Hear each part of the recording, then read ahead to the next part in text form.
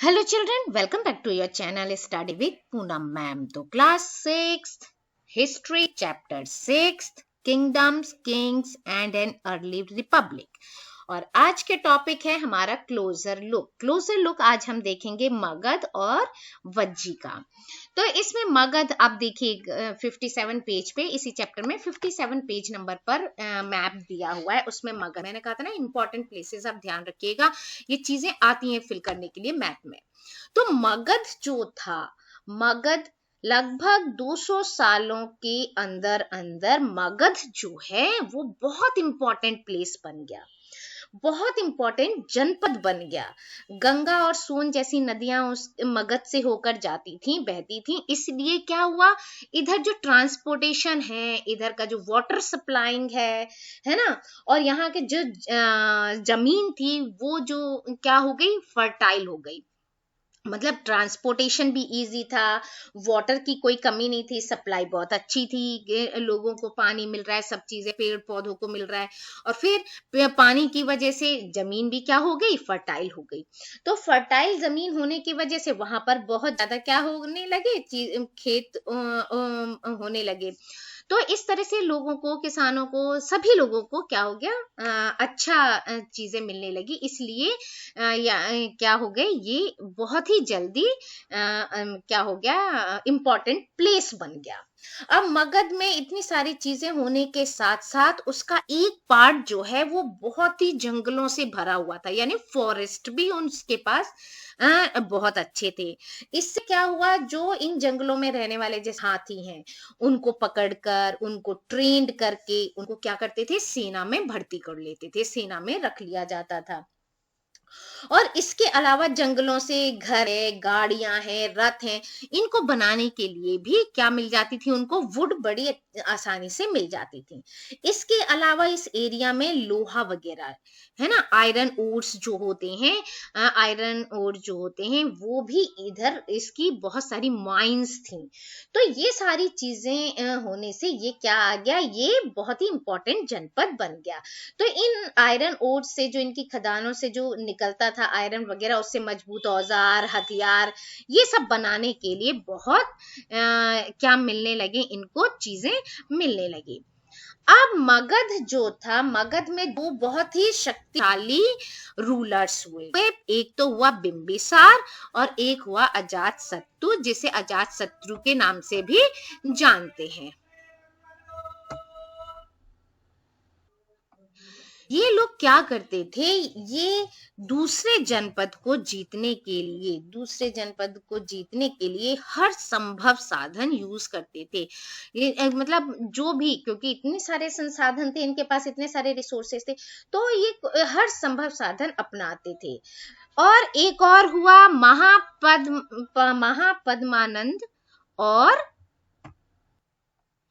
महापद्मानंद भी एक बहुत ही इंपॉर्टेंट, बहुत ही महत्वपूर्ण रूलर हुआ।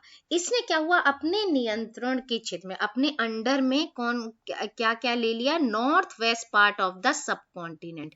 इसने अपने कंट्रोल में ये भाग, मतलब यहाँ तक अपना नियंत्रण उसने फैला लिया था। बिहार में राजगृह जिसको आज राजगीर कहते हैं, राजगीर नाम से आज के टाइम पे राजगीर लगा है। कई सालों तक उसने इस मगध की राजधानी जो है वो राजगृह को बनाकर रखा था। मगध की राजधानी क्या रही, राजगृह रही, जो आज के टाइम पे राजगीर जगह है रही। बाद में क्या हुआ, जो ये पाटलिपुत्र, जो अब पटना जिसको हम कहते हैं, पटना राजधानी बनाया गया। अब लगभग 2300 यानी 2300 ईयर्स पहले की बात है। 2300 ईयर्स एगो इसमें क्या था, मैसिडोनिया का राजा था। कौन था मैसिडोनिया का राजा, कौन था, सिकंदर, अलेक्जेंडर। ठीक है, जिसका नाम क्या था, एलेक्जेंडर। एलेक्जेंडर था, ये क्या करना चाहता था, ये पूरे विश्व को जीतना चाहता था, पूरे विश्व का जीतकर राजा बनना चाहता था। और पूरी तरह सफल नहीं होने के पर भी वो उसने क्या क्या जीत लिए थे, उसने इजिप्ट और वेस्ट एशिया यानी कि मिस्र और पश्चिम एशिया के कुछ राज्यों को जीतते हुए वो कहाँ आ रहा था, वो आ रहा था इंडियन सब कॉन्टिनेंट में। अब वो इंडियन सब कॉन्टिनेंट में आ तो रहा था, लेकिन वो कहाँ तक पहुंच गया था, ब्यास नदी के किनारे तक पहुंच गया। जब उसने मगध की ओर, यानी जो ये मगध है, मगध की ओर जब उसने लड़ाई के लिए जाना चाहा, है ना, वो मगध के लिए जा रहा था, तब क्या हुआ, तो उसके सिपाहियों ने क्या कर दिया, बिल्कुल मना कर दिया, इनकार कर दिया। वे इस बात से डर गए थे कि भारत के जो है, मतलब जो ये इंडिया के जो ये शासक हैं, इंडिया के शासकों के पास पैदल वाले, रथ वाले और हाथियों की बहुत बड़ी बड़ी सेना थी। इसलिए वो यहाँ पर, उसके सैनिक जो हैं, यहाँ पर आने से डर गए। Now closure look of Vajji. Vajji, जैसा कि हमने अभी पढ़ा था, मगध एक बहुत ही शक्तिशाली राज्य बन गया था, है ना, मगध जो है पावरफुल किंगडम बन गया था। वज्जी जो है उसी के पास ही था, उसके नजदीक ही वज्जी भी एक राज्य था, वज्जी भी एक जगह थी, है ना, राज्य था, जिसकी राजधानी क्या थी, वैशाली, जो आज हम बिहार कहते हैं जिसको, उसकी राजधानी हुआ करती थी, है ना। और यहाँ एक अलग ही प्रकार का शासन चलता था, यहाँ की शासन व्यवस्था अलग ही थी, जिसे गढ़ या संघ कहते हैं। गढ़ क्या होता है, गढ़ मतलब ये क्या होता है, it is use for a group that has many members, यानी ऐसा ग्रुप जिसमें कई मेंबर्स होते हैं, कई मेंबर्स वाला एक ग्रुप, इसको कहते हैं गढ़। जैसे हमारा भी गढ़ राज्य है, मतलब स्टेट भी है, स्टेट के अपने अलग अलग सीएम हैं, फिर अलग अलग गवर्नर्स हैं, और है ना, प्रेसिडेंट तो हमारे पूरे इंडिया का टोटली एक मिला के एक होते हैं, और प्रधानमंत्री एक होते हैं पूरे इंडिया के, लेकिन फिर भी जैसे स्टेट अलग अलग बटे हुए हैं। तो ऐसे ही गण जो होता है, क्या होता है, एक ग्रुप होता है। तो ऐसे गण या संघ में कई क्या होते थे, रूलर्स होते थे, जैसे होते हैं अभी भी। कभी कभी लोग एक साथ शासन करते थे, जिसमें से जो प्रत्येक व्यक्ति होता है वो राजा कहलाता है। जैसे हर स्टेट एक सीएम होता है, हर स्टेट में गवर्नर होते हैं, है ना, ऐसे ही उस समय हुआ करते थे, तो उनको राजा ही कहा जाता था। ये सभी राजा जो होते थे अपने विभिन्न अनुष्ठान को एक साथ संपन्न करते थे, अपने अपने एरिया में, अपने अपने एरिया के राजा हैं तो वो अपना कभी एक साथ भी कर सकते हैं, मतलब जैसे वो करना चाहें वैसे करते थे। सभाओं में बैठकर वो बातचीत भी करते थे, बहस भी करते थे, वाद विवाद भी करते थे। और ये सब क्यों करते थे, इस तरह से वो क्या करते थे, तय करते थे कि क्या करना है, किस तरह करना है, कौन सा काम सही है। हम ये नहीं है कि मतलब बिना डिस्कशन के कोई भी ऐसे काम नहीं करते थे कि किसी ने भी कोई भी काम कर लिया बिना डिस्कशन के।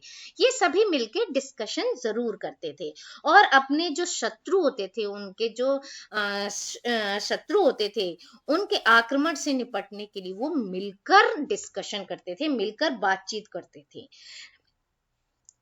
लेकिन जो स्त्रियां होती थी, यानी वुमेन्स जो होते थे, जो दास होते थे, जो कम्बकार, यानी कम्बकार क्या थे, कम्बकार हमने इसके पहले पढ़ा था कि जो जिनके पास लैंड खुद की नहीं होती थी, दूसरों के लैंड पे काम करते हैं, वो इस तरह की सभाओं में वो हिस्सा नहीं ले सकते थे। ये बिल्कुल मना था, उस टाइम भी इन लोगों के लिए ऐसे नहीं था।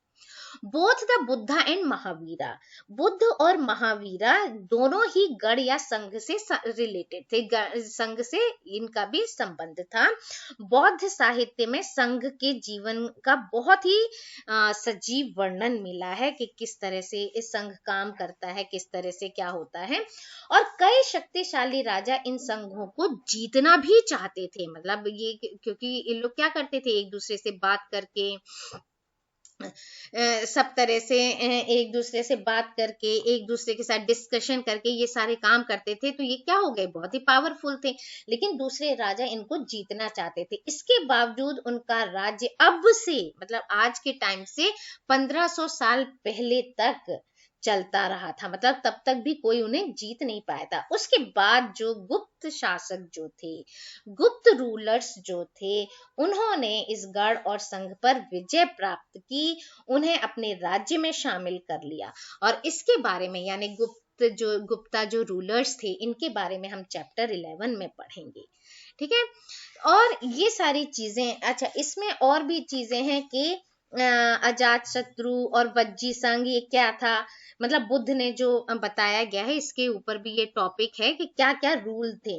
यानी बुद्ध ने कहा कि वज्जी की सब जो ये चीजें बताए हैं, बुद्ध ने बताया था कि किस तरह से हम पर कोई अटैक नहीं कर सकता है ना।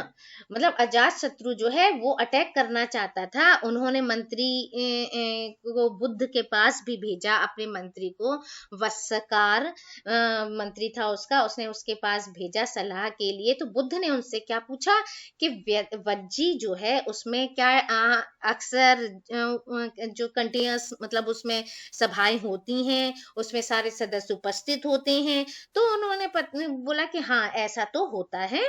और उन्होंने कहा कि जो वज्जीवासी हैं वो तब तक उन्नति करते रहेंगे जब तक कि वो पूर्ण और नियमित सभाएं करते रहेंगे। मतलब वहां अगर पूरी तरह से सभाएं होती रहेंगी और रेगुलर सभाएं होती रहेंगी तो कोई भी उन्हें नहीं हरा सकता। आपस में वो मिलजुल कर रहेंगे, है ना, मिलजुल कर काम करते रहेंगे तो भी उन्हें कोई नहीं हरा सकता, वो उन्नति करते रहेंगे। और जो पारंपरिक नियम है उनका पालन करते रहेंगे, बड़ों का सम्मान करेंगे, समर्थन करेंगे, उनकी बात को ध्यान से सुनेंगे, तो भी वज्जी हमेशा क्या करेगा, उन्नति करता रहेगा।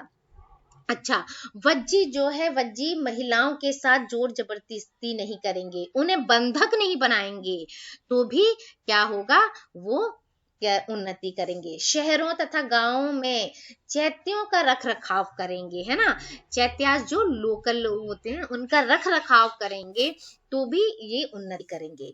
और विभिन्न मतावलंबी यानी जो अलग अलग धर्मों को, चीजों को मानने वाले लोग हैं, उनका भी, उनके संतों का भी सम्मान करेंगे, उनका भी सम्मान करेंगे, उनके आने जाने पर कोई रोक नहीं लगाएंगे।